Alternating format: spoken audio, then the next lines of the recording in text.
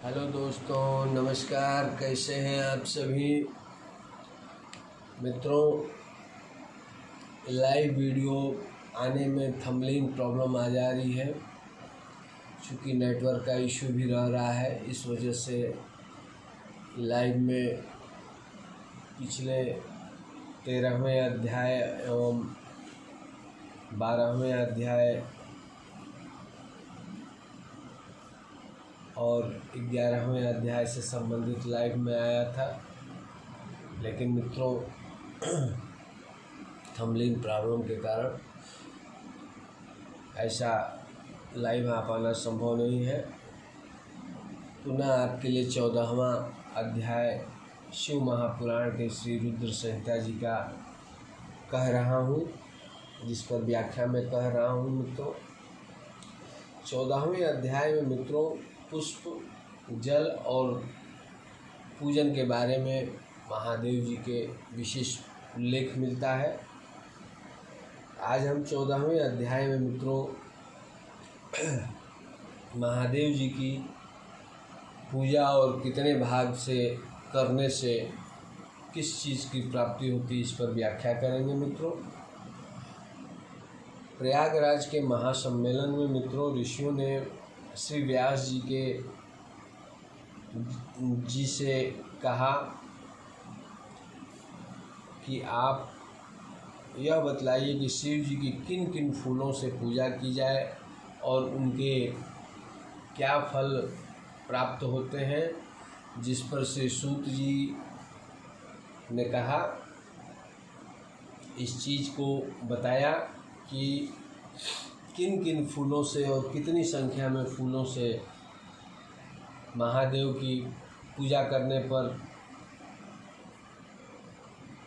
क्या फल मिलता है, इसके बारे में बहुत ही विस्तृत जानकारी मित्रों श्री रुद्र संहिता जी के 14वें अध्याय में सूत जी द्वारा बताया गया है, जिसमें अगले क्रम में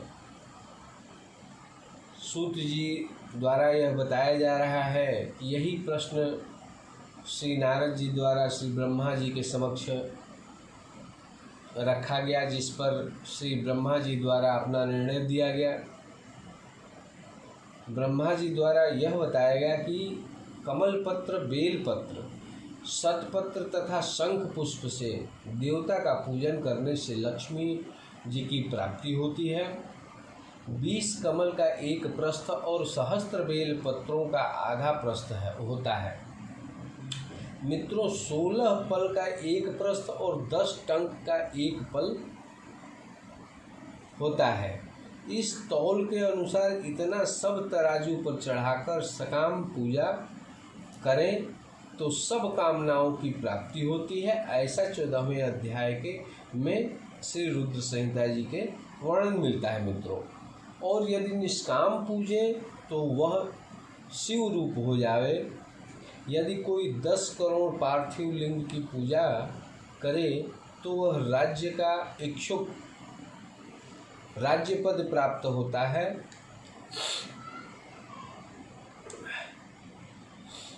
शिव जी को संतुष्ट करने के लिए शिवलिंग पर फूल, चावल और चंदन आदि सहित अखंड जल की धार चढ़ाकर उनकी पूजा करें। मित्रों प्रत्येक रूप में प्रति मंत्र से एक बेलपत्र अथवा शतपत्र या कमल चढ़ाएं। प्राचीन लोगों ने शंख पुष्पों से विशेष रीति से पूजा करने को बताया है, ऐसा उल्लेख मिलता है श्री रुद्र संहिता जी के 14वें अध्याय में।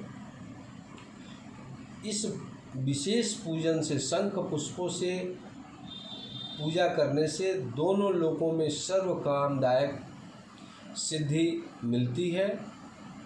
मित्रों फिर धूप, दीप, नैवेद्य तथा आरती, प्रदक्षिणा और नमस्कार कर क्षमा विसर्जन करना चाहिए। मित्रों इस प्रकार की सांगोपांग पूजा और भोग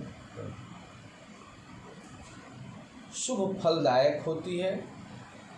अपनी प्रधानता के लिए इसकी आधी पूजा और इससे आधी पूजा मुक्ति के लिए अर्थात कारागार से मुक्ति होने के लिए करता रहे। रोग से मुक्त होने के लिए 50 कमल पुष्प, कन्या की इच्छा वाला 25,000 कमल पुष्प से। मित्रों, विद्या के लिए इससे भी आधे से, वाणी के लिए घृत से, उच्चाटन के लिए उतने ही परिमाण से, और मारण में 1 लक्ष्य से, मोहन में उससे आधे से, राजा के वशीकरण के लिए 10 लाख फूलों से पूजा करें और इतना ही जप करें। यश के लिए भी इतना ही, ज्ञान के लिए 1 करोड़ और शिव दर्शन के लिए इससे आधे से पूजन करें तथा कार्य फल की सिद्धि के लिए मृत्युंजय का जाप करें, जिसमें 5 लाख जपे तो शिव जी प्रसन्न हो जाएंगे। मित्रों, महामृत्युंजय का 5 लाख जप करने से महादेव प्रसन्न होकर स्वयं प्रकट हो जाते हैं। मित्रों, मुक्ति चाहने वाला कुशा से शिव जी की पूजा करें। 1 लाख की संख्या तो सर्वत्र बताया जाता है। आयु की इच्छा के इच्छुक 1 लाख दुर्वा से और पुत्र का इच्छुक 1 लाख फूलों से इसकी डंडी लाल हो, ऐसे फूलों से पूजा करें। यदि आयु बढ़ानी हो अपनी, जो व्यक्ति ज़्यादा इस लोक में जीवित रहना चाहता है, तो वो फूलों में ऐसे फूलों का चुनाव करे जिसकी डंडी, जिसके डंठल लाल हो, लेकर शिव जी की पूजा करें। और तुलसी से पूजा करने पर भुक्ति और मुक्ति की प्राप्ति होती है। प्रताप के लिए आँख के फूल चढ़ाएं। मित्रों, महादेव जी को आँख का फूल बहुत ही प्रिय है। मित्रों, जवा पुष्प से पूजें तो शत्रु का नाश हो, और कनेर पुष्प से पूजें तो रोग दूर हो जाता है। जिन मित्रों को, भाई बहनों को रोग से मुक्ति चाहिए, तो उसके लिए कनेला के, जो पीले रंग के कनेले के फूल होते हैं, उससे पूजा करनी चाहिए, जिसकी संख्या हम ऊपर वर्णन कर चुके हैं इससे पहले इसी वीडियो में, उसको पुनः सुन लें। मित्रों, उतने पुष्पों से, कनेले के पुष्प से यदि महादेव की पूजा की जाती है, तो कोई भी रोग, चाहे वह कुछ भी रोग हो, वह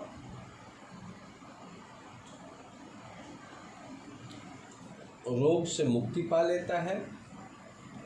मनुष्य को वस्त्र संपत्ति की कमी न रहे। हर श्रृंगार के फूल से पूजे तो सुख संपत्ति बढ़ती है। राई के फूलों से पूजे तो शत्रु की मृत्यु होती है। और यदि इसके 1 लाख फूल चढ़ा दें तो बड़ा फल प्राप्त होता है। मित्रों, ऐसा कोई फूल नहीं है जो शिव जी को प्रिय न हो। चंपा और केतकी छोड़कर सब फूल शिव जी पर चढ़ाए जा सकते हैं। मित्रों, केतकी ब्रह्मा और विष्णु, श्री विष्णु जी एवं श्री ब्रह्मा जी में जब रणभेरी चल रही थी, उस समय केतकी जी द्वारा श्री ब्रह्मा जी के तरफ से झूठ बोलने में सहयोग करने के उपरांत श्री महादेव जी द्वारा उनको शाप दिया गया। बाद में श्री केतकी जी द्वारा विलाप करने और क्षमा याचना करने पर महादेव जी द्वारा उस शाप को वर में बदल दिया गया और महादेव जी द्वारा यह कहा गया कि ठीक है, चलो तुम, अगर केतकी का फूल मेरे ऊपर नहीं चढ़ाया जाएगा, लेकिन जो मेरा मुख्य द्वार रहेगा वहाँ केतकी का फूल लटकाया जाएगा, चढ़ाया जाएगा, रहेगा। इस प्रकार मित्रों केतकी जी का भी महादेव जी ने उद्धार किया। श्राप को ही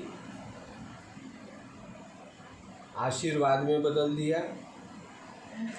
अब चावलों के चढ़ाने का प्रमाण और फल भी श्री रुद्र संहिता जी के 14वें अध्याय में मिलता है मित्रों। इसका वर्णन मैं आगे कर रहा हूँ। इसका वर्णन इस प्रकार है मित्रों कि चावल को चढ़ाने से लक्ष्मी की वृद्धि होती है, किंतु चावल अखंडित होवे और विधि पूर्वक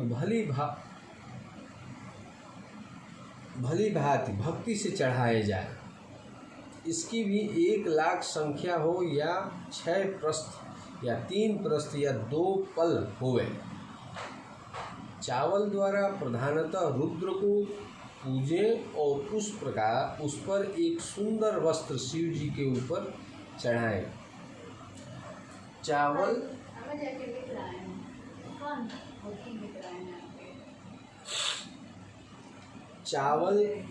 चढ़ाने का यही सुंदर विधान है।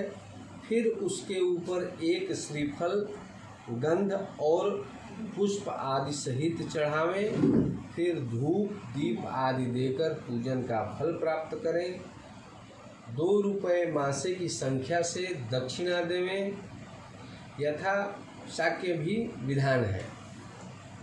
इस प्रकार मित्रों 14वें अध्याय में कुल वर्णन मिलता है, जिसमें पुष्प, जल और जल की धारा अथवा दूध की धारा, गंगा जल की धारा महादेव को अति प्रिय है। मित्रों शत्रु को तपाना हो तो शिव जी पर तेल की धार चढ़ावें। मधु से शिव जी को पूजें तथा तो यक्षराज हो जावें। ईख के रस से पूजें तो आनंद मंगल होता है। यदि गंगा जी के जल की धार देवें तो भुक्ति और मुक्ति दोनों ही प्राप्त होती है। इसका 10,000 संख्या का विधान है। 11 ब्राह्मणों को भोजन करावें। हे मुनीश्वर, आपने जो पूछा वह सब मैंने आप लोगों को सुना दिया। जो लोक में सकल और सर्व कामदायक तथा हितकारी है, जो स्कंद और उमा सहित शिव जी की सविधि पूजन करता है, वह पुत्र पौत्रादिकों के साथ संपूर्ण सुखों का भोग कर अंत में महेश्वर लोक का भागी होता है। वह शिव लोक को वास करता है। इस प्रकार मित्रों शिव महापुराण के द्वितीय श्री रुद्र संहिता जी का 14वां अध्याय समाप्त होता है। अगले 15वें अध्याय में मित्रों हम कैलाश और वैकुंठ आदि की उत्पत्ति के विषय में वर्णन करेंगे। तब तक आप सभी को राधे राधे, बहुत बहुत साधुवाद, धन्यवाद।